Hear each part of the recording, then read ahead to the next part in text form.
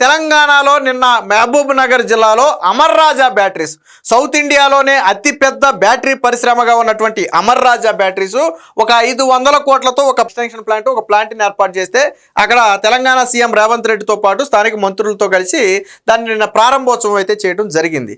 So ఎందుకు ఇప్పుడు పక్క రాష్ట్రంలో ప్రారంభోత్సవం జరిగినటువంటి అమర్ రాజా గురించి మనం మాట్లాడుతున్నాము అంటే మొత్తంగా 9,500 కోట్ల రూపాయలు పెట్టుబడి పెట్టడంతో పాటు దాదాపుగా 9,000 మందికి ప్రత్యక్షంగా పరోక్షంగా ఆ సంస్థ ఉపాధి కల్పించబోతుంది. మరి ఎందుకు దాని గురించి మాట్లాడుతున్నాము అంటే అది ఆంధ్రప్రదేశ్ నుంచి తరిమి వేయబడ్డ సంస్థ. ఎవరు తరిమేశారు? అమర్ రాజాని ఎవరు తరిమేశారో అందరికీ ఐడియా ఉండే ఉంటుంది, రాజకీయాలను ఫాలో అయ్యే వాళ్ళకి. జగన్మోహన్ రెడ్డి తరిమేశాడు. ఎస్, జగన్మోహన్ రెడ్డే తరిమేశాడు. స్వయంగా అది నేను చెప్పటం కాదు. గతంలో సజ్జల రామకృష్ణారెడ్డి మేమే దండం పెట్టి ఈ సంస్థను బయటికి పొమ్మన్నాం, ఒక్క నిమిషం కూడా ఈ సంస్థ ఇక్కడ ఉండటానికి వీలు లేదని చెప్పి వాళ్ళ మీద హుకుం జారీ చేశారు.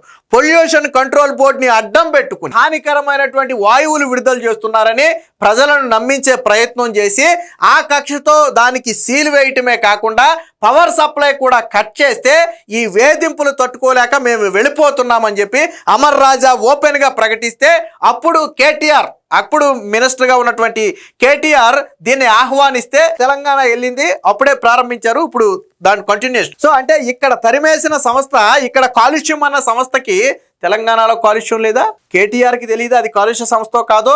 అది తయారు చేసే ఈ రోజు ఈవీ ప్రపంచం నడుస్తుంది. ఈవీ వాహనాలు పెరుగుతున్నాయి. కాలుష్యాన్ని నివారించాలంటే ఎలక్ట్రిక్ వెహికల్స్ వాడాలని చెప్పి ఎక్కడికక్కడ చర్చ నడుస్తుంది. దేశం మొత్తం ఇప్పుడు ఎలక్ట్రికల్ వైపు ముందుకు నడుస్తుంది.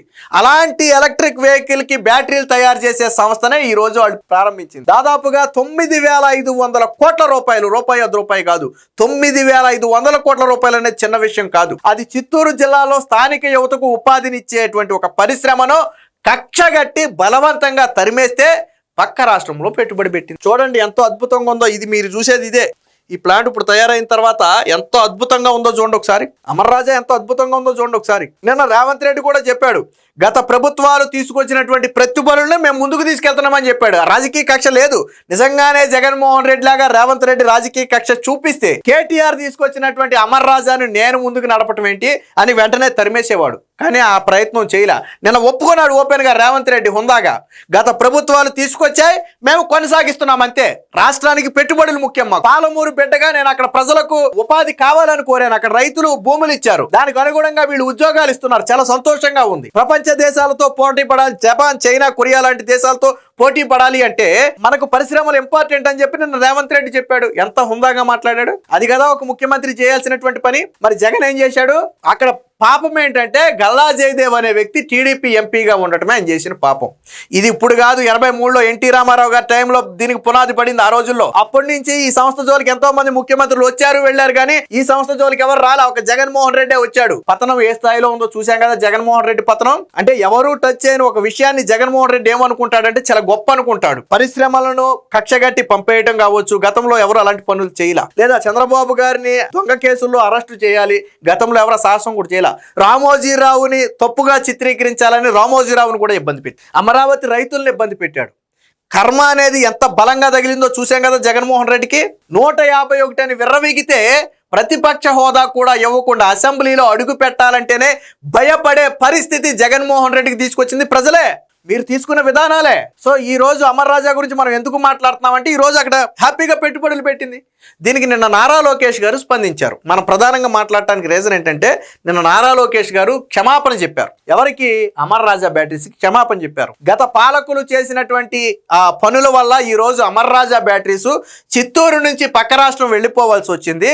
సో ఇది బాధాకరమైనటువంటి విషయం. సో ఇప్పుడు మళ్ళీ మేము ద్వారాలు తెరిచాం, ఆంధ్రప్రదేశ్లో పెట్టుబడులు పెట్టడానికి ప్రయత్నం చేయండి, మీ తదుపరి పెట్టుబడులు ఏమైనా ఉంటే ఆంధ్రప్రదేశ్లో పెట్టే అంశాన్ని అమర్ రాజా పరిశీలించాలి అని స్వయంగా నారా లోకేష్ గారు ఒక విజ్ఞప్తి చేస్తూ గత పాలకులు చేసినటువంటి తప్పుకు తాను సారీ చెప్తూ అమర్ రాజాకి, అలాగే తెలంగాణ ప్రభుత్వానికి అమర్ రాజాకి కూడా శుభాకాంక్షలు చెప్పారు. ఆయన ఏం విమర్శించాల. అంటే పోటీ అనేది సహృదయ భావంతో ఉండాలి. మన పెట్టుబడులు రప్పించడం కోసం పోటీ పడాలి తప్ప పెట్టుబడులు వెళ్ళిన తర్వాత వాటిని పీక్కు రావడం అనేది కరెక్ట్ కాదు. సో లోకేష్ గారు కూడా చాలా హుందాగా మీరు తదుపరి ఏదైనా పెట్టుబడి పెట్టాలంటే ఆంధ్రప్రదేశ్ అవైలబుల్ చూడండి. గతంలో లాగా వేధింపులు లేవు, ఇప్పుడు పరిస్థితులు మారాయి ఆంధ్రప్రదేశ్లో. సో కాబట్టి మీరు తదుపరి ఆలోచన ఏదన్నా ఉంటే ఆంధ్రప్రదేశ్లో ప్లాన్ చేయండి అని చెప్పి ఒక ఆహ్వానాన్ని కూడా గల్లా జయదేవ్కి పంపుతూ, అలాగే తెలంగాణ ప్రభుత్వానికి కూడా శుభాకాంక్షలు చెప్పి ఆ సంస్థ ప్రారంభోత్సవ సందర్భంగా గల్లా జయదేవ్ గారికి కూడా అభినందనలు తెలిపారు. అంటే ఎప్పుడు ఇది చర్చగా ఎందుకు వచ్చిందంటే నారా లోకేష్ రియాక్ట్ అయిన తరువాత. అంటే వాస్తవానికి ఈ ప్లాంట్ ఈ రోజు ఎక్కడ ఓపెన్ అవ్వాలి? మన ఆంధ్రప్రదేశ్లో ఓపెన్ అవ్వాలి. చిత్తూరులోనే లేకపోతే ఇంకో చోట ఆంధ్రప్రదేశ్లో ఓపెన్ అవ్వాలి. సో పొల్యూషన్ కంట్రోల్ బోర్డు పేరుతో ఆ రోజు వేధించే ప్రయత్నం చేశారు. స్వయంగా సజ్జల రామకృష్ణారెడ్డి చెప్పాడు. చూడండి ఒకసారి, ఇది గతంలో సజ్జల రామకృష్ణారెడ్డి చెప్పినటువంటి మాట. మేమే దండం పెట్టి పొమ్మన్నాం, అమర్ రాజా ఉండటానికి వీల్లేదు, కాలుష్యంతో ప్రజారోగ్యానికి నష్టం, పర్యావరణ హిత పరిశ్రమలే కావాలి, ఒక్క నిమిషం కూడా ఉండొద్దు అని సజ్జల రామకృష్ణారెడ్డి అంటే, సమయం ఇచ్చిన రూపాలను సరి చేసుకోలేదని అప్పుడు అటవీ శాఖ కార్యదర్శిగా ఉన్నటువంటి విజయ్ కుమార్ మాట్లాడాడు. బహుశా ఈ విజయ్ కుమార్ మరి పవన్ కళ్యాణ్ మీద కేసులు పెట్టిన విజయ్ కుమార్ ఒకటేనా, నాకు అంత ఐడియా లేదు, బహుశా తెలియదు. ఇది పరిస్థితి. సో దీనికి సంబంధించిన వార్త కూడా చూడండి. అప్పట్లోనే సుప్రీంకోర్టుకి వెళ్ళింది ఎవరు? అమర్ రాజా బ్యాటరీస్ సుప్రీంకోర్టుకి వెళ్తే అప్పట్లో ఎదురు దెబ్బ తగిలింది. చూడండి, సుప్రీంకోర్టులో ఏపీ ప్రభుత్వానికి సొక్కెదురైంది. అమర్ రాజా బ్యాటరీస్ యాజమాన్యంపై ఎటువంటి బలవంతపు చర్యలు తీసుకోవద్దని ఆంధ్రప్రదేశ్ ప్రభుత్వానికి సుప్రీంకోర్టు ఆదేశించింది. కాలుష్య నియంత్రణ మండలి అమర్ రాజ్ బ్యాటరీస్ కంపెనీని ఫిబ్రవరిలో జారీ చేసిన షోకాజ్ నోటీసుకు తదుపరి చర్యలపై సుప్రీంకోర్టు స్టే విధించింది. నోటీసులపై చట్ట ప్రకారం ముందుకు వెళ్లొచ్చని హైకోర్టు ఇచ్చిన ఉత్తర్వులను సవాల్ చేస్తూ అమర్ రాజా యాజమాన్యం దాఖలు చేసిన పిటిషన్పై సుప్రీంకోర్టులో విచారణ జరిగింది. ఈ సందర్భంగా ఎటువంటి చర్యలు తీసుకోవద్దు, ఇది ఒక రకంగా పరిశ్రమలను ఇబ్బంది పెట్టడమేనని ఆ రోజుల్లోనే సుప్రీంకోర్టు చెప్పినా జగన్మోహన్ రెడ్డి తన అధికారాన్ని అడ్డం పెట్టి వదిలిపెట్ల. పవర్ సప్లై కట్ చేశారు. అమర్ రాజా బ్యాటరీస్ కి పవర్ సప్లై కట్ చేశారు. ఎంత దారుణం ఆ పరిస్థితి.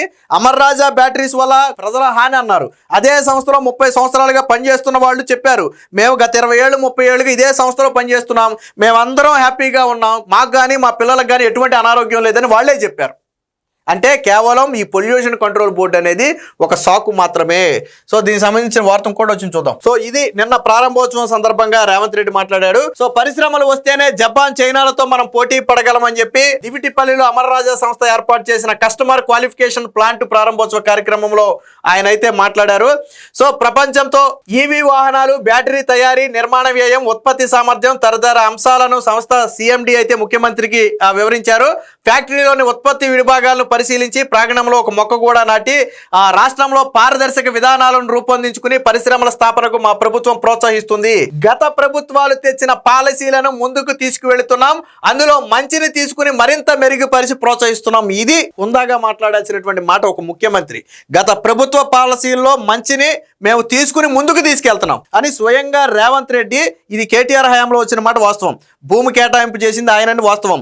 ఎప్పుడైతే ఆంధ్రప్రదేశ్ నుంచి మేము వెళ్ళిపోతున్నామని అమర్ రాజా ప్రకటించిందో వెంటనే వాళ్ళకి వెల్కమ్ పలికింది కేటీఆర్, అందులో డౌట్ లేదు, మనం దాన్ని అగ్రీ చేయాలి. ఆ రోజు కేటీఆర్ చొరవ చూపబట్టే వేరే రాష్ట్రానికి కాకుండా ఇంకా సంతోషం, మన తెలుగు రాష్ట్రాల్లోనే ఉందలే అనే ఒక సంతోషం ఉంది. వాస్తవానికి ఇది ఆంధ్రప్రదేశ్లో ఉండాల్సినటువంటి పరిశ్రమ. వాళ్ళకి ఎక్కడ కావాలంటే అక్కడ పెట్టుకోవడం ఒక ఎత్తు, కానీ మనం బలవంతంగా ఇబ్బంది పెడితే వెళ్ళిపోయి ఇంకో చోట పెట్టుకోవడం అనేది ఒక ఎత్తు. సో ఆ రోజు అమర్ రాజాని ఇబ్బంది పెడితే వెళ్ళిపోయారు. దానికి సంబంధించి ప్లాంట్ ప్రారంభోత్సవానికి సంబంధించినటువంటి దీన్ని కూడా మనం ఇక్కడ చూడవచ్చు. ఎందుకు మాట్లాడాల్సి వచ్చిందంటే ఈ రోజు అమర్ రాజా అక్కడ అంత పెద్దగా పెడితే మనం ఆశ్చర్యం వ్యక్తం చేస్తున్నాం. అబ్బా ఎంత పెద్ద ప్రాజెక్టు, ఎంత పెద్ద ఫ్యాక్టరీ, ఎంత విశాలంగా ఉంది, 9,000 మందికి సుమారు ఉపాధి కల్పిస్తుంది లోకల్ యువతకు. మరి చిన్న విషయమా 9,000 మందికి ఉపాధి కల్పించడం అంటే? రేపొద్దున భవిష్యత్ అంతా కూడా ఈవీ బ్యాటరీలదే కదా.